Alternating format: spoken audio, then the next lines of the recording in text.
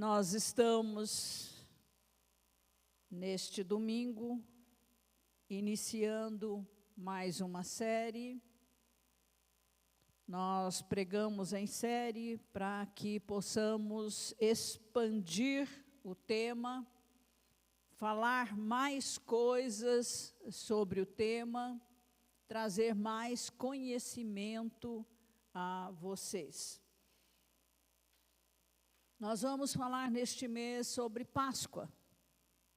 Vamos comemorar a Páscoa, né? Neste mês de abril. E então será o nosso tema.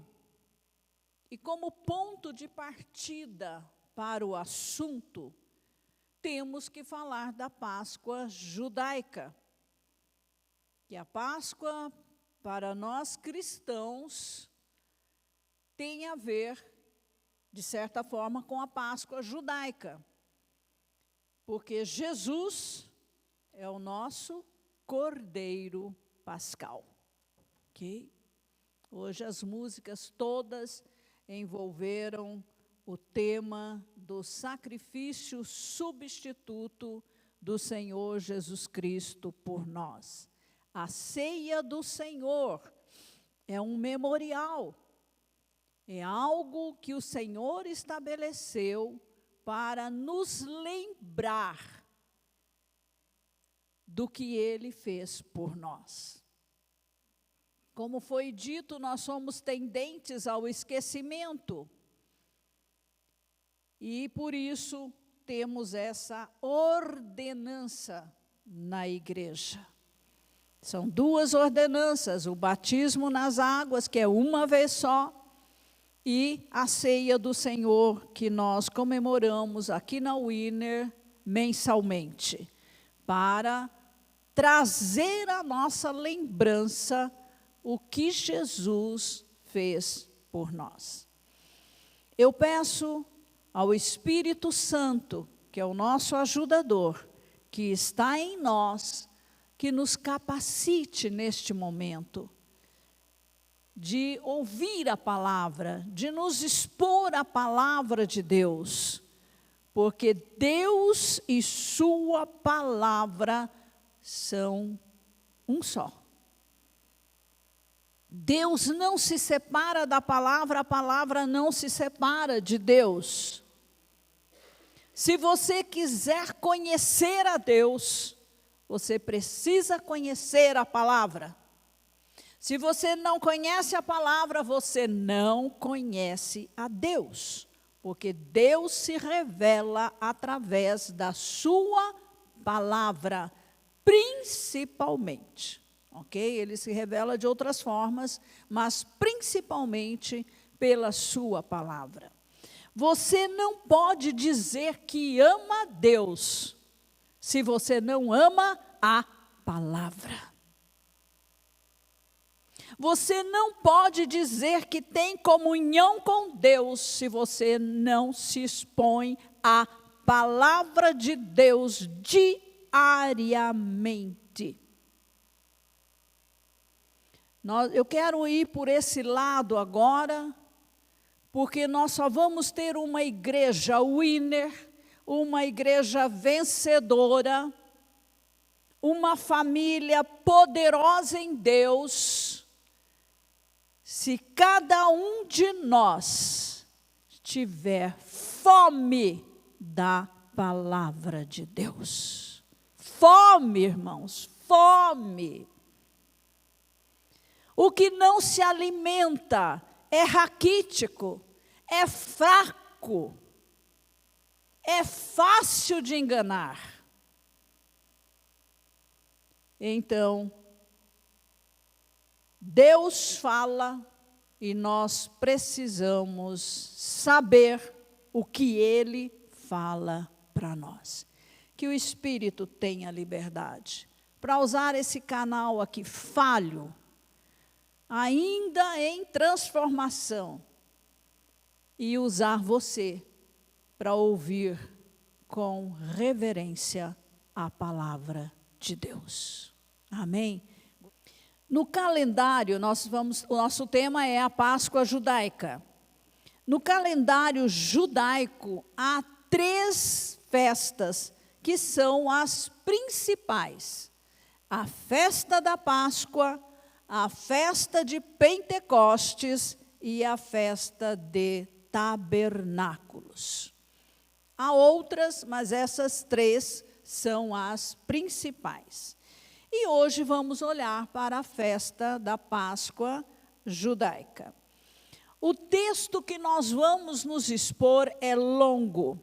Peço a sua paciência, né, com a palavra de Deus, com o que Deus quer nos falar, mas não tem como sair do texto. Nós falamos Bíblia. E vamos ler versículo a versículo, fazendo comentários. A festa da Páscoa judaica tem o seu paralelo com a Páscoa cristã, mas eu não vou entrar em muitos detalhes, não vou entrar, aliás, em detalhes da festa da Páscoa cristã, porque isso será tema de outras pregações, ok? Êxodo 12, versículo 1 a 28, mas nós vamos passo a passo, tá? 1. O Senhor disse a Moisés e a Arão na terra do Egito. O povo estava no Egito, no seu período de escravidão, lá no Egito. E Deus falou a Moisés e a Arão quando eles estavam lá no Egito. Aqui eu quero chamar a sua atenção, que Deus jamais ele abandona a sua criação. Aquele povo que estava ali na terra do Egito, sob a escravidão do faraó, era um povo criado por Deus. Deus criou o povo de Israel com propósitos específicos, mas este povo estava na escravidão, lá no Egito. Deus, ele sempre continua a guiar o seu povo através de líderes levantados por ele. E Deus fala ao líder, e o líder fala ao povo, principalmente naquele tempo em que o Espírito Santo não habitava nas pessoas, como hoje. Deus revela a sua vontade de muitas maneiras, como eu disse, principalmente pela palavra. Mas vamos lembrar que naquele tempo eles não tinham a Bíblia como você tem hoje, impressa, e todos podem ter. Não, não era assim. Então, a palavra vinha de Deus para o líder, e o líder transmitia ao povo. Uma transmissão oral. Mas Deus fala também através de sonhos, através de visões, da voz audível e também daquela voz interior dentro de cada um de nós. E Deus fala também através de fatos, de eventos e de festas. Então, nós precisamos expandir o nosso entendimento. Porque Deus instituiu para nós a ceia. A ceia fala com a igreja.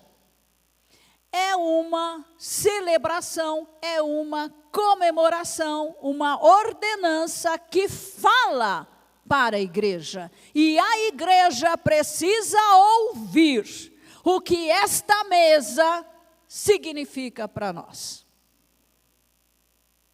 Não podemos tratar isso como uma rotina religiosa.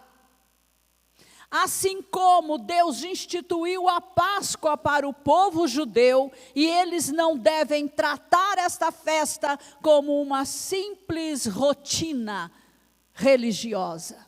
Estão entendendo? Vamos dar importância ao que Deus fala e como Ele fala conosco, tá? Segundo, este mês será para vocês o principal dos meses. O principal dos meses. Será o primeiro mês do ano. Deus está mudando algo aqui. Israel, vocês vão ter um mês que é o principal de todos eles. E esse mês, no calendário de vocês, é o primeiro. Israel, no calendário deles, eles têm o primeiro ano civil, que ocorre lá em setembro, fim de setembro, começo de outubro, e eles têm o primeiro mês do ano religioso, que é a Páscoa. Começa no mês da Páscoa. Ok? Então, isso significa que Deus está colocando algo novo. Presta atenção. E haveria um novo começo. E esse novo calendário, Israel estava recebendo um comando de Deus para algo novo. E o que é isso? O que seria isso? O retorno à terra prometida. Eles estavam na escravidão há mais de 400 anos. E agora iam voltar para a terra que era deles. Que Deus já havia dado a Abraão e seus descendentes. Principalmente ali Isaque, Jacó, os filhos de Jacó e também alguns netos dele. Olha a história. A história fala, a história ensina, e a igreja tem que prestar atenção, porque o Deus de Israel é o nosso Deus. Ele é o mesmo, ele não muda. Ok? A aliança abraâmica prometeu um território pátrio para Israel. Olha a briga até hoje. Mas Israel tem o território, porque quem deu o território para eles foi Deus. E quando foi que Deus deu? Quando levantou Abraão. Muito antes de Moisés. 3.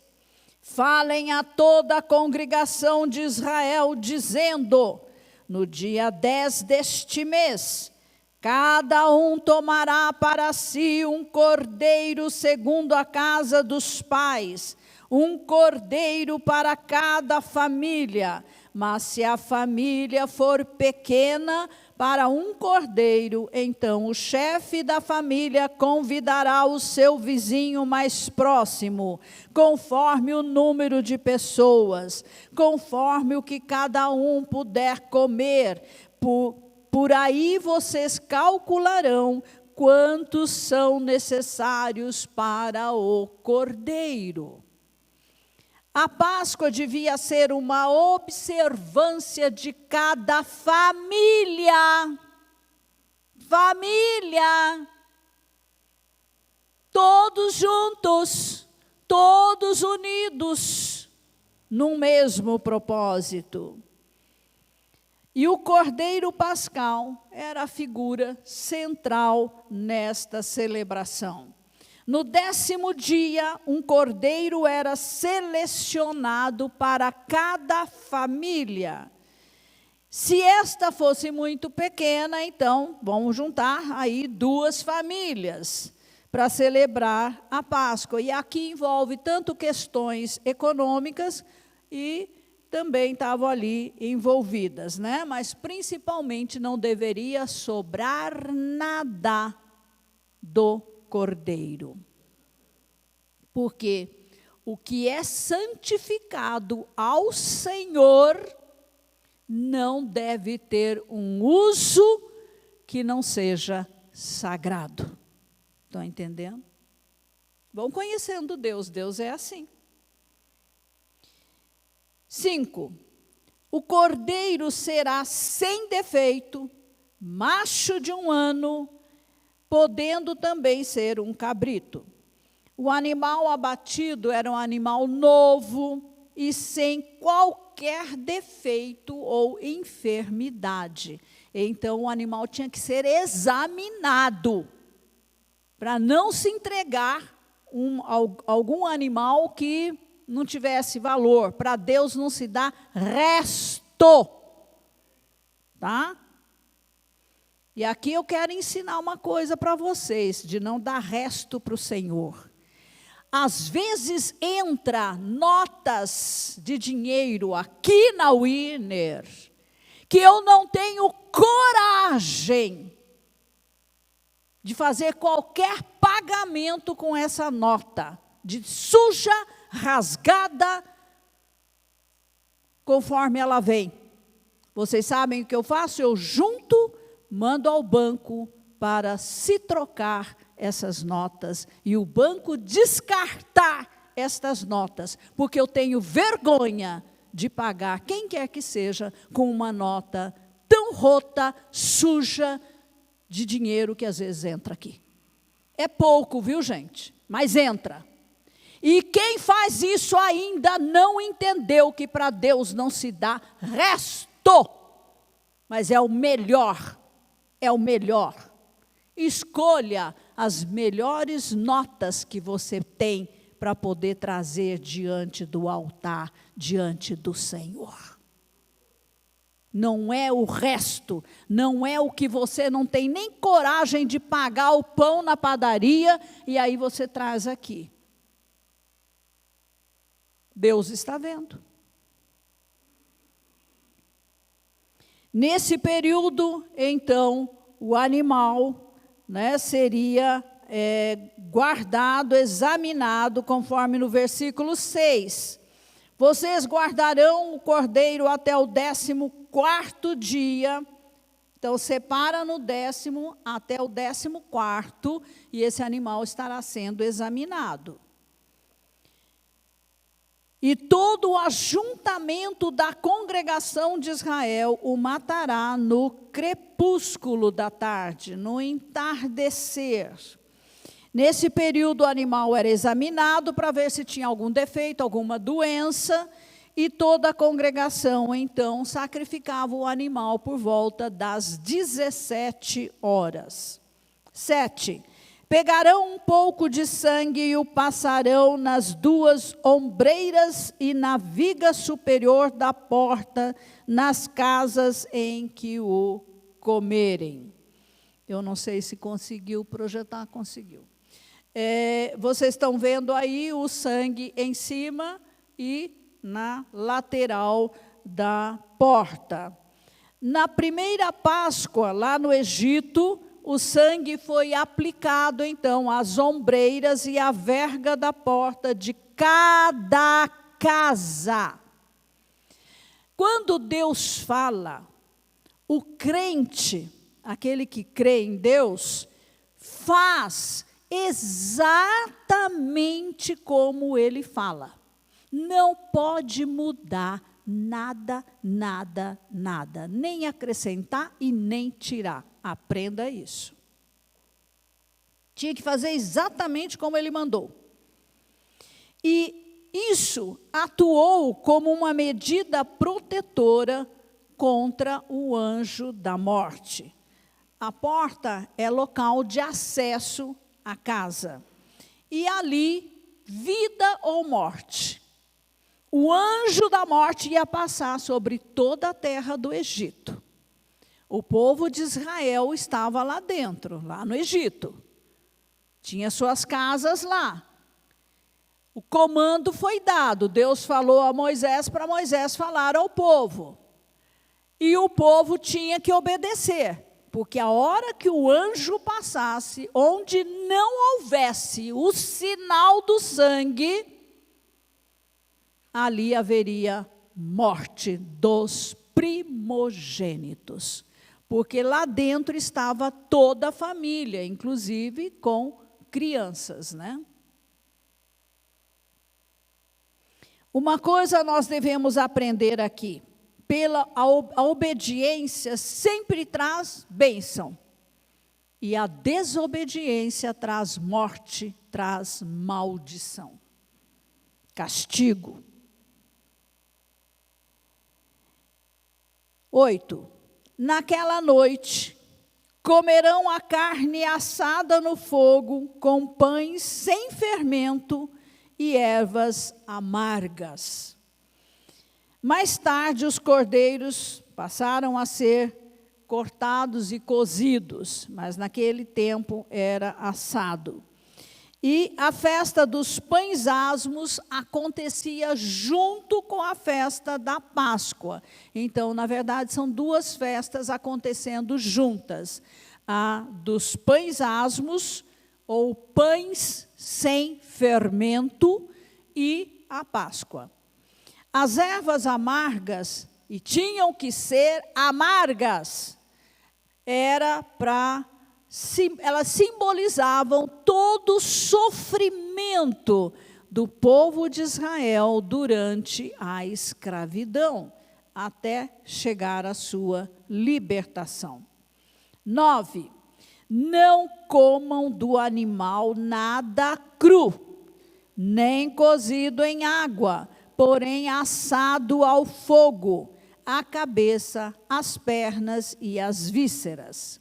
Não deixem nada do cordeiro até pela manhã, o que, porém, ficar ou sobrar até pela manhã, queimem. O que é sagrado não pode ter uso profano. Por exemplo, todos esses instrumentos, quando adquiridos, eles são consagrados ao Senhor, para uso exclusivo ao Senhor.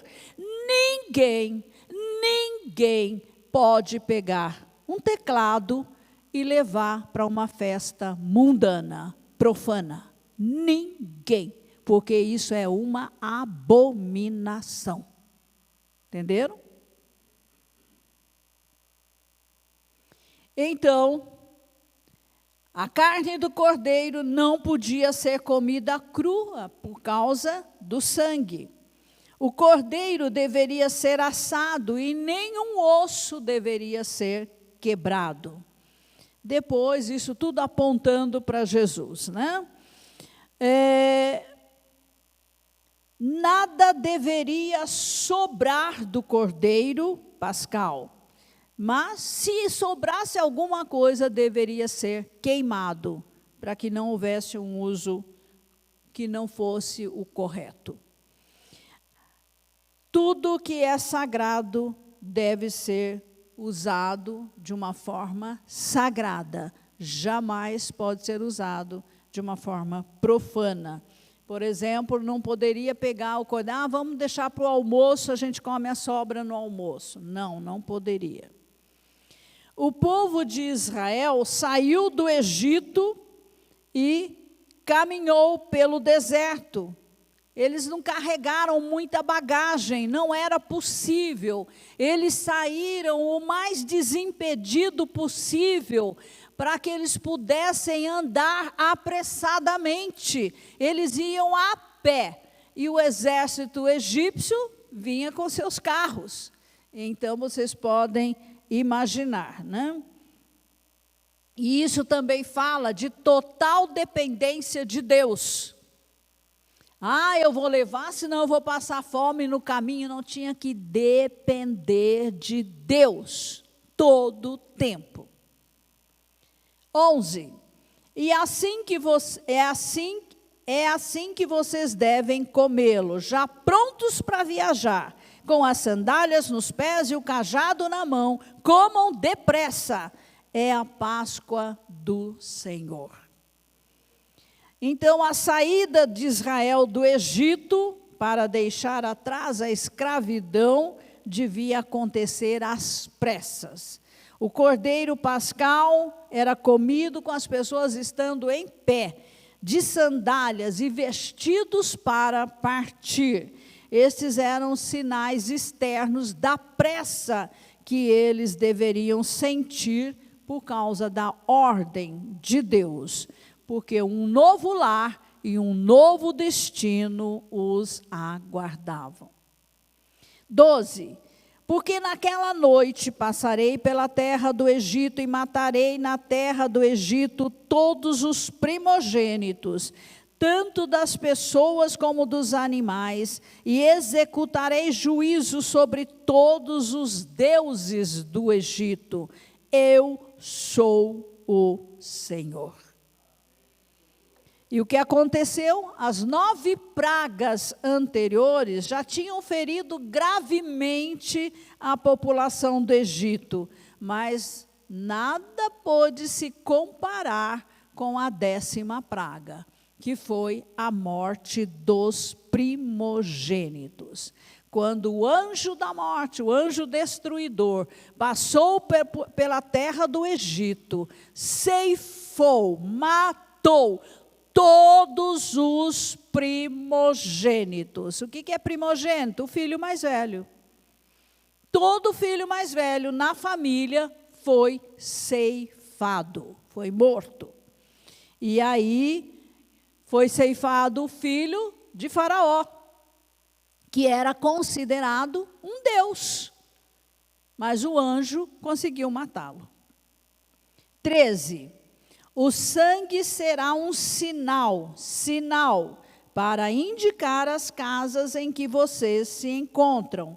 Quando eu vir o sangue, passarei por vocês, e não haverá entre vocês praga destruidora, quando eu ferir a terra do Egito. Então, o sangue aspergido ali na porta, nos umbrais, na verga da porta, serviu de proteção contra a morte. Eles estavam protegidos. O sangue deu proteção às famílias que obedeceram. No hebraico, Pessah, ou Páscoa, significa passar por cima. O anjo passou por cima da casa dos israelitas e ali não houve nenhuma morte, ok? Mas passou por cima da casa dos egípcios e matou todos os primogênitos. Sangue é algo que fala muito forte na Bíblia, e o que nos purifica do pecado é o sangue de Jesus. O cálice que nós tomamos representa, simboliza o sangue de Jesus que foi derramado para perdão dos nossos pecados. 14. E este dia lhe será por memorial, lembrança, e vocês o celebrarão como festa ao Senhor. De geração em geração, vocês celebrarão este dia por estatuto perpétuo para Israel, ok? Por um decreto perpétuo. Os israelitas nunca deveriam se esquecer do dia do seu livramento nacional. Quando eles foram para lá, eles eram poucas pessoas lá no Egito, mas cresceram, se multiplicaram e agora era uma multidão. E nacionalmente eles foram libertos da escravidão. E agora estavam vindo em direção ao seu território pátrio. Deus sempre faz distinção entre o crente e o descrente. O crente sempre é abençoado e o descrente sempre cai na maldição. Esta festa comemorava a última praga que veio sobre o Egito e que resultou no livramento do povo de Israel. 15. 7 dias vocês comerão pães sem fermento. Logo no primeiro dia, tirem o fermento das suas casas, pois todo aquele que comer coisa levedada, desde o primeiro dia até o 7º dia, será eliminado de Israel. Esse é Deus, viu? É Deus. Deus é assim. Ele fala. E o que ele fala, ele faz. Entende? Então, o crente que ouça e obedeça, para que não seja pego em represália, né? Provavelmente a festa dos pães asmos era celebrada por ocasião da colheita da cevada, mas acabou se tornando também uma festa anual ligada à Páscoa. E aí elas tomavam uma semana de celebração. E acabaram sendo conhecidas por um nome só, né? E todo fermento tinha que ser retirado das casas. Ela é também chamada Festa dos Pães Asmos. E o primeiro dia e o último dia da festa eram convocações solenes e eram oferecidos sacrifícios ao Senhor. Paulo depois dá uma interpretação dessa festa, olhando para Jesus como nosso Cordeiro Pascal, que foi sacrificado por nós. E está lá em 1 Coríntios 5, 7 a 8, que diz: joguem fora o velho fermento, para que vocês sejam nova massa, como de fato já são, sem fermento. Pois também Cristo, nosso Cordeiro Pascal, foi sacrificado. Por isso celebremos a festa não com o velho fermento, nem com o fermento do mal e da maldade, mas com o pão sem fermento, o pão da sinceridade e da verdade. Fermento na Bíblia é símbolo de pecado, de corrupção moral. Então, quem comesse pão fermentado ou levedado, sofreria punição ali em Israel, né? E essa punição poderia ser capital ou exclusão. Todos teriam que ser protegidos pelo sangue do Cordeiro. Não tinha outra maneira. Ninguém podia inventar outra coisa. Tem que ser do jeito que Deus fala. E então eram dias aí de santificação, de cultivo espiritual, né? De busca pelo Senhor, de fome de Deus, de se expor à palavra de Deus. Isso também vale para nós. 16. No primeiro dia vocês terão uma santa convocação, e também no 7º dia terão santa convocação. Não façam nenhum trabalho nesses dias, exceto o que diz respeito ao comer. Somente isso poderão fazer. Guardem a festa dos pães sem fermento, porque nesse mesmo dia tirei os exércitos de vocês da terra do Egito. Portanto, vocês guardarão este dia de geração em geração por estatuto perpétuo. Perpétuo é perpétuo. Ninguém pode tirar, ninguém pode remover. O primeiro e último dia dos pães asmos eram marcados por reuniões especiais, por comemorações. Nenhum trabalho deveria ser feito. Queridos, olha como Deus tratava com Israel. 7 dias sem trabalhar. Pense você lá naquela época. Só podia comer, mais nada. Nesses 7 dias, santificação. Busca por Deus. Exposição à palavra. Oração. E sacrifícios eram oferecidos. A combinação de Páscoa e pães asmos tornou-se uma espécie de um rito sacrificial. As 2 festas foram colocadas como estatuto perpétuo, como um memorial do livramento da escravidão do Egito. Memorial. E sabem como acontece? A família reunida à mesa, com as crianças, toda a família, ninguém é excluído.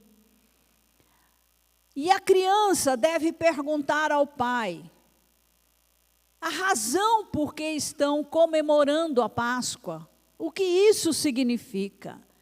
E aí o cabeça da família tem a responsabilidade de explicar para todos e para as crianças o significado da Páscoa. É assim que se mantém uma cultura bíblica. É falando, contando, passando aos filhos, que depois vão passar aos filhos, e assim a nação ela vai sendo construída dentro de princípios, de valores, de uma cultura que não vai se perder. É assim que Deus trata conosco, porque nós somos tendentes a esquecer as coisas, a desvalorizar, a baratear, a generalizar, a tornar comum as coisas que Deus coloca para nós. Por isso a ceia não pode ser algo banal, não pode ser uma mera rotina, tem que trazer reflexão, tem que trazer à nossa memória o que Cristo fez por nós. Ele é o nosso Cordeiro Pascal. Nós saímos da escravidão do pecado, do mundo, da carne, Satanás. É a mesma coisa. Israel continua lá celebrando a Páscoa, relembrando a libertação que Deus trouxe para eles. E isso deve desenvolver dentro da pessoa, do crente, gratidão. Gratidão ao Senhor. Valorização do que Deus fez. E isso mexe com a vida da pessoa. 18. Vocês comerão pães sem fermento desde o dia 14 do primeiro mês, à tarde, até a tarde do dia 21 do mesmo mês. O dia em Israel começa ao pôr do sol. Meia-noite não tem nada a ver com Bíblia, tá? Isso foi inventado depois. Durante todos esses dias, os israelitas não podiam provar fermento. Para Israel, então, isso era um novo tempo, algo novo que Deus estava trazendo para eles. E agora, eles vão começar uma marcha em direção à terra prometida. E o período de abstinência de fermento mostra que a vida dos israelitas deveria ser sem pecado, mas antes deveria ser vivida em sinceridade e verdade. Então, busca por santificação. 19. Por 7 dias não se ache nenhum fermento em suas casas, porque todo aquele que comer pão levedado será eliminado da congregação de Israel, tanto o estrangeiro como o natural da terra. Não comam nada que tenha fermento. Em todas as suas habitações, comam somente pães sem fermento. Então, vocês podem imaginar a busca, né, que se tinha que dar nas casas para procurar onde podia ter fermento e remover esse fermento dali. Agora, interessante que não era só o judeu, não. O estrangeiro que estivesse na terra tinha que obedecer também. Você está na terra de Israel, a lei é a lei de Deus. Ela vale para quem estiver na terra, seja judeu ou não. Poderia ser também um convertido ao judaísmo, mas, na verdade, todos tinham que obedecer. Aí, onde é que fica o jogo de cintura? Não tem. Oh, vamos respeitar as minorias, não é? O que se falaria hoje? Ou o estrangeiro é minoria, ou aquele lá que tem outra religião é minoria, vamos respeitar. Eles que comam coisa fermentada, não tem nada a ver. Esse tipo de raciocínio é demoníaco. A lei de Deus está acima de tudo e de todos. E Israel teve que aprender de forma dura. Imagina se Deus tratasse a igreja assim hoje. Quantos sobreviveriam?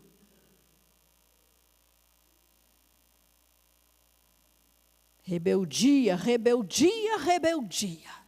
Eu faço o que eu quero, eu faço como eu quero, eu interpreto como eu quero, eu falo que o que Deus falou fica para lá, mas o que eu colocar é o que tem que ficar.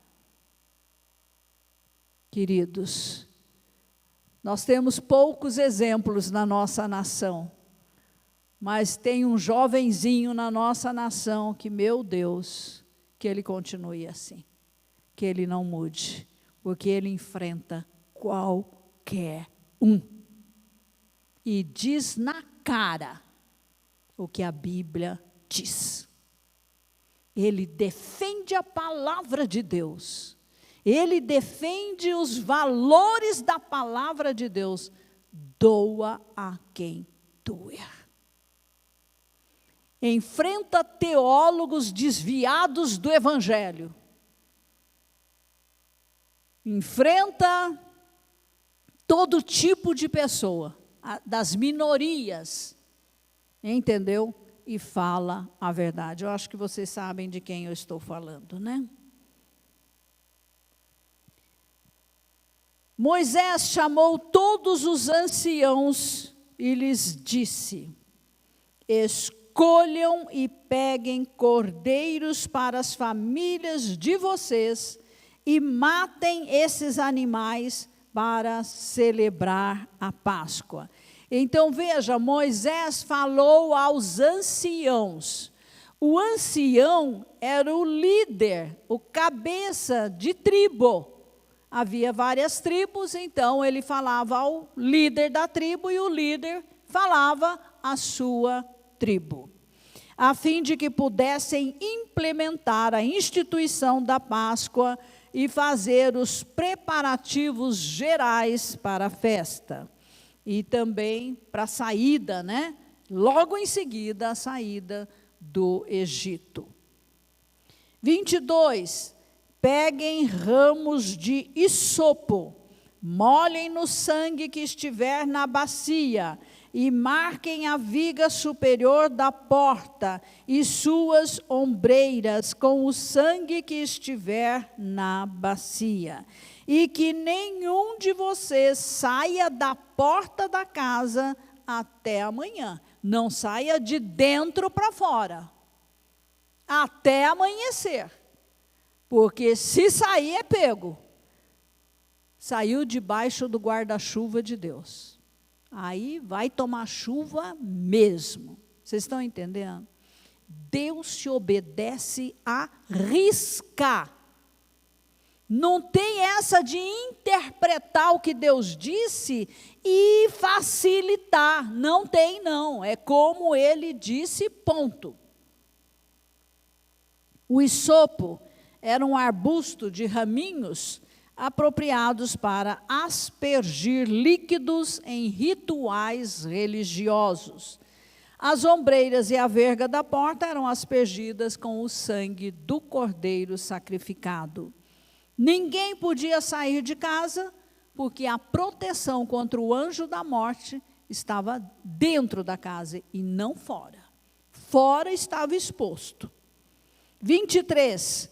Porque o Senhor passará para matar os egípcios. Quando, porém, enxergar o sangue na viga superior da porta e em ambas as ombreiras, o Senhor passará por cima da porta e não permitirá que o destruidor entre na casa de vocês para matá-los. Claro, né? Tá tão... O Senhor seria o agente da morte.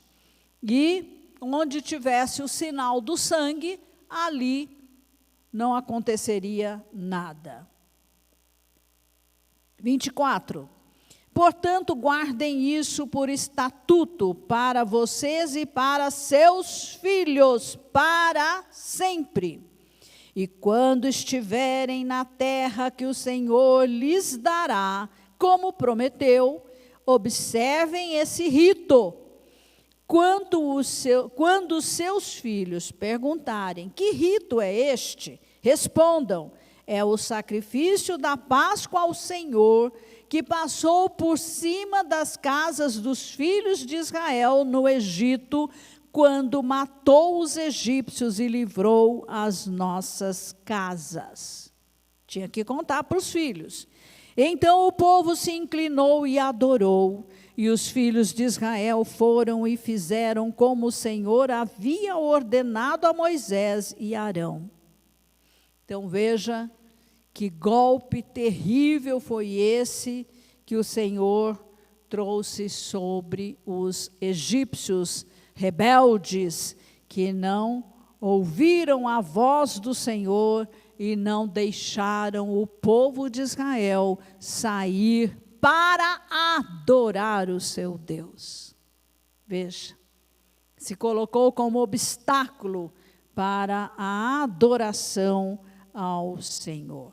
E isso Deus, então, requereu do povo, que uma geração ensinasse a outra geração, que ensinasse a outra geração, e até hoje eles estão comemorando a Páscoa desta forma, ok? É claro que hoje eles não passam mais o sangue nas portas, mas a mesa que eles montam, ela tem os ingredientes próprios da Páscoa. A carne que eles comem é a carne do cordeiro, né? Ali tem a erva amarga, né? Para poder lembrar os sofrimentos do povo na escravidão.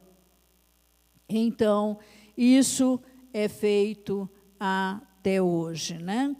Em relação ao território, nós sabemos que eles saíram e foram em direção ao Mar Vermelho. Vocês conhecem a história, quando chegaram diante do mar, ali estava um grande obstáculo, mas o Senhor proveu passagem para eles, né, a pés enxutos, atravessando o Mar Vermelho. E depois peregrinaram por 40 anos no deserto. Não deveria ser 40, deveria ser apenas 2, se eles não tivessem aprontado, murmurando, criando conflitos, desrespeitando o líder levantado por Deus. Entende? E aí retardou a chegada à terra prometida, porque Deus queria que morressem todos todos aqueles que saíram diretamente do Egito, porque tinha uma mentalidade de escravos, tinha a mentalidade lá do Egito, da cultura do Egito, dos valores do Egito, e isso tinha que ser eliminado, porque eles estavam contaminando as gerações seguintes. E somente os mais novos é que, de fato, entraram na terra prometida. Agora, o território, a terra prometida, ela foi conquistada depois por Josué, né, porque ali tinha inimigos habitando a terra, então eles tiveram que ser removidos dali para que o povo tomasse posse. E esse território tinha sido a região onde Abraão habitou temporariamente com os seus descendentes, Isaque, Jacó, os filhos de Jacó e alguns netos. Então, esta terra já tinha sido dada a Abraão e seus descendentes. Então, ficam brigando por esse assunto, mas não adianta, a terra é de Israel. E aí a Páscoa continuou a ser celebrada, né, pelas gerações sucessivas dos descendentes de Abraão. E a cultura bíblica, ela é passada, principalmente naquela época, dos pais para os filhos, de uma forma oral. E hoje eles fazem, tendo a Torá, tendo todos os registros, mas eles continuam celebrando a Páscoa como ela foi ordenada por Deus e está na Torá. Ok? Então, nós temos que olhar para Israel, como Deus lida com Israel, como Deus exige obediência de Israel, como eles têm que obedecer nas coisas assim, mais, vamos dizer, materiais, né? Cordeiro, mesa, erva amarga, tudo isso porque foi um comando de Deus. E manter essa cultura passando de uma geração para outra. E nós, como igreja, nós não temos tantas coisas assim ordenadas por Deus, mas aquilo que Ele ordena à igreja, nós temos que obedecer. Obediência é o que é requerido de todo crente em Deus. Seja em que época for, seja em que tempo de Deus lidando, né, com as pessoas do Antigo Testamento, ou conosco que estamos na nova aliança em Cristo Jesus. Obedecemos também porque foi Deus quem mandou fazer, e nós fazemos como Ele nos falou para fazer. Amém?